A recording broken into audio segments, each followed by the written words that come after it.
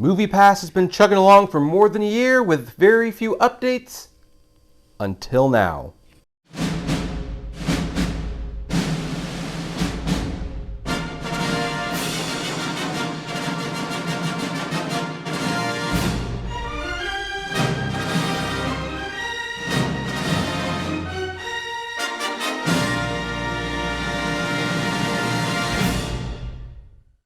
Hey everyone, this is Kevin T. Rodriguez, film critic of iCritic.net. Thank you so much for taking a few minutes of your time to spend it with me today. I really appreciate that. So, let's talk about MoviePass. MoviePass, this little thing, what launched this channel into stardom for about a year, and we've since pivoted to other topics because, you know, MoviePass is something that, well, what is MoviePass right now? Let's remember why I was making all those MoviePass videos, because MoviePass was unstable for so many years. Now MoviePass is a stable company, so you don't need to make nearly as many videos about them. MoviePass was this thing that I had gotten before the $9.99 deal, but when MoviePass became $10 for unlimited movies, it famously blew up, and then there were a bunch of problems, and it burned down, and since then the company has been bought by the original founder, who was unceremoniously fired for dumb reasons. You can watch an interview I had with him. Like, I still appreciate him for coming onto this channel. But here's the thing. One of the things he wanted to do is he wanted to make MoviePass a sustainable business. And it seems to be working out. You don't hear a lot about MoviePass in the news these days because the service works. The plans start at $10 a month, and there's various different types of plans. You get a certain amount of credits. You use those credits for movies depending on the day and the time. Will determine how much the credits cost, as well as location, obviously. And you know, the credits roll over if you don't use them. So, you know, for a year, it's like, okay, we're paying our fees. There's not been any outages or anything like that. I haven't had to make a video trying to get MoviePass's customer service attention. So MoviePass has been functioning, and that's great. But the thing is, I'm pretty sure Stacy Spikes doesn't want MoviePass to just function. He wants it to grow and to expand. And MoviePass has released a video announcing 5 major updates. We're going to show this video right now, and then we are going to discuss each of those updates. So let's start now.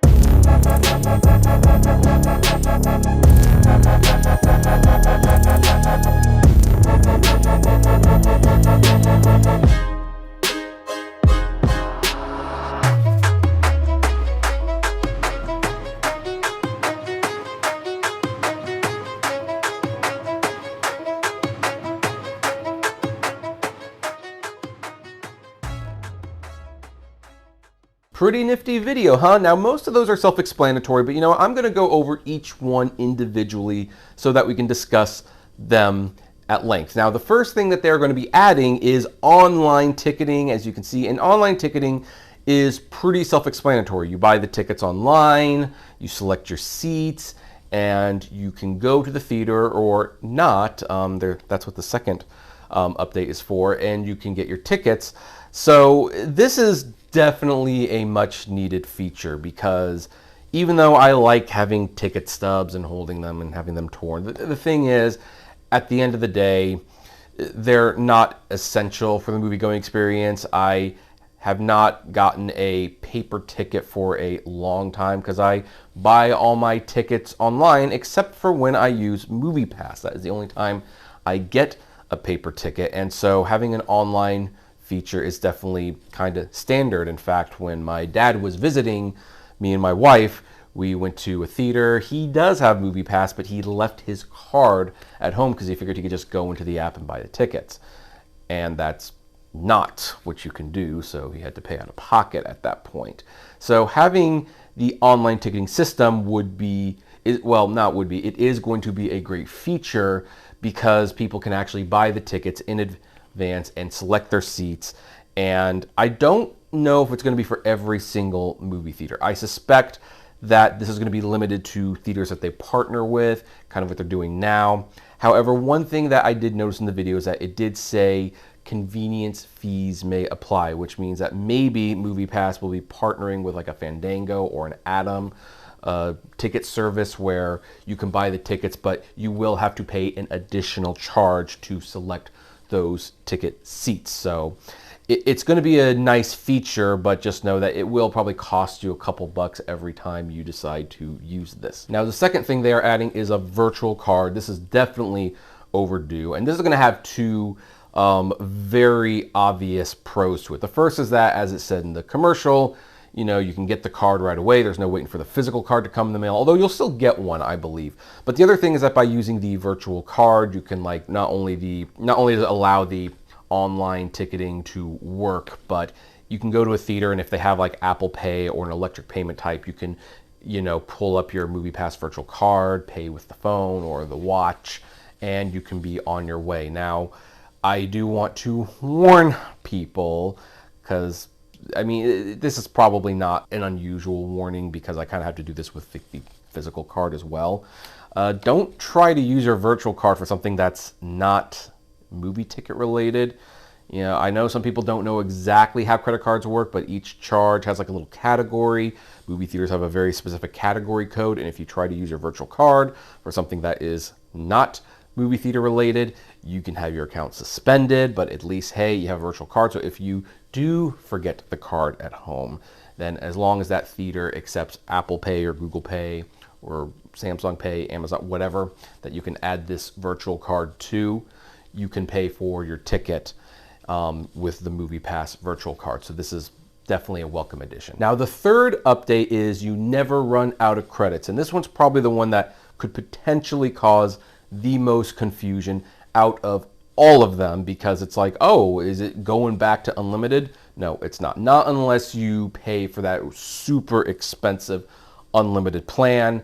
That's not what's going to happen. So what the never run out of credits thing means is that if you do run out of credits, and keep in mind that the credits still roll over, all that jazz, but let's say you start seeing more movies than usual, Oscar season is coming up, 2 to 3 movies a month might not be enough time because you want to see all these Oscar contender movies, and maybe you also want to see Wonka and maybe Aquaman 2, I don't know, but you're going to run out of credits a lot sooner than later. So what can you do? You can now simply buy more credits. You can actually add credits to your little MoviePass bank account, and you can see as many movies as you want. And this is actually going to be like a really good thing for MoviePass, because there's at least going to be 1 or 2 times during the year where someone's probably going to want more credits than usual, and so they will go to MoviePass to buy credits.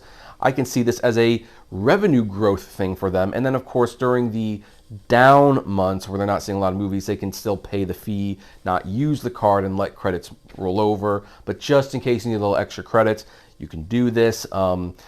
Now, for those of you who do it, I would start keeping track of how many extra credits you're buying, because if you start buying a lot of extra credits, it might make more sense to go up a tier. And maybe MoviePass might want to consider a feature where they automatically recommend the higher tier if that starts happening for certain people. That's not officially part of the announcement. That's just something I'm observing. But so yeah, if you run out of credits, you can now buy more to see more movies. And one of the reasons they're adding this feature is probably because of the 4th update. Premium screens are coming. This is your IMAX, your RPX, your XD, your Dolby, possibly 3D as well. And you can now use MoviePass to the premium screens. However, you do have to keep in mind the premium screens will almost certainly cost you more credits. In fact, in some cases, they might even double the credits. And that's one of the reasons why I think they're adding the additional credit buy thing, so that if you decide to start seeing your movies on a premium screen, then you can buy more credits. Dare I say it, that super expensive unlimited plan that they've got, I do believe that if you start using that plan for premium screens, you can run out of credits, because I think the credits are going to cost a lot more money than, you know, the regular tickets will cost you in credits. So it's definitely nice to have the premium screens there. And in fact, because it's going to be offering premium screens, I'm even going to be taking a second look, and maybe I will upgrade my MoviePass to that super expensive one and cancel my Regal Unlimited and cancel my Stubs A-List and my Cinemark. So there's a possibility that I might be going completely back to MoviePass because of this update, but we're going to have to see. So I am glad to see that IMAX and stuff is going there, though. And then the fifth update is not necessarily an update, but I do believe it's a positive one. You will be able to gift MoviePass subscriptions in 3, 6, and 12-month increments. Now, you might be thinking, why didn't they have this feature before? And it's like, well, because one of the things that got MoviePass in trouble in the first place was that they would allow people to gift year-long subscriptions, and then many of those subscriptions didn't amount to much at the end of the day because the service started shutting down. I believe this was held off on because they wanted MoviePass to have the reputation that, look, we're stable, we work, and you can gift MoviePass to a friend or family member and not fear that it's going to go away. MoviePass has been stable. I mean, I've said stable more than I thought I ever would say in a video, but it is true. It's stable, it functions, and so MoviePass now says, okay, now we can gift these, you know, services and these accounts to people. So that's going to be nice if you're looking for like a Christmas or Hanukkah gift or Kwanzaa gift, whatever that you want to get, and you want to give the gift of movies. Now you can do so with MoviePass, and I think that's a nice little addition, even if, you know, feature-wise, it doesn't change the app or the service that much. And hey, there you go. Those are the changes for MoviePass, and now I'm going to pass the question on to you. What do you think of these features? Are you more inclined to sign up for MoviePass now? Are you inclined to get the better service? Are you going to kind of do like me and kind of look at the whole picture and maybe go completely to MoviePass because of this? And what features did they not announce that you think that they should? I mean, I still would like to see a feature where you could put multiple accounts on, or multiple people, I should say, on one account, so that you don't need a phone for every single person. But, you know, aside from that, what do you think they should add? Comment below, like, favorite, share, subscribe, and as always, flame responsibly. I'll see you at the movies.